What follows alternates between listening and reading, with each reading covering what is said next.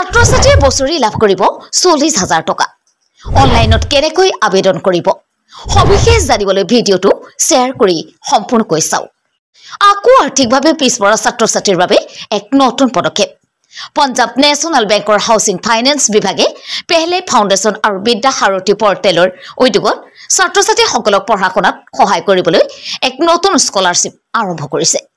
মেধা অনুসৰি ছাত্ৰ-ছাত্ৰীসকলে বছৰি 10,000 টকাৰ পৰা 40,000 টকালৈকে স্কলাৰশ্বিপ লাভ কৰিব পাৰিব।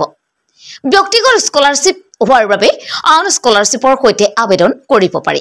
কেনেকৈ আবেদন কৰিব লাগিব তাৰ বাবে সম্পূৰ্ণ প্ৰতিবেদন চাওক। PNB হাউচিং ফাইনেন্সে 2019-20 বৰ্ষৰ পৰা দৰিদ্ৰ ছাত্ৰ-ছাত্ৰীৰ বাবে বৃত্তিৰ আয়োজন কৰে।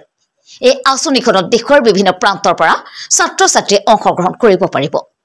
আৰ্থিকভাৱে দৰিদ্ৰ ছাত্ৰ-ছাত্ৰীক সহায়ৰ হাত আগবঢ়াবলৈ স্কলাৰশ্বিপ আৰম্ভ কৰা হৈছিল।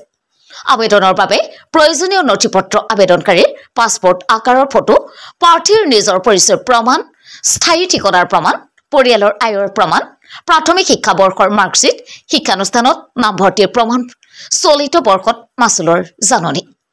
কোন কোন বিভাগত কিমান স্কলাৰশ্বিপ দিয়া হ'ব?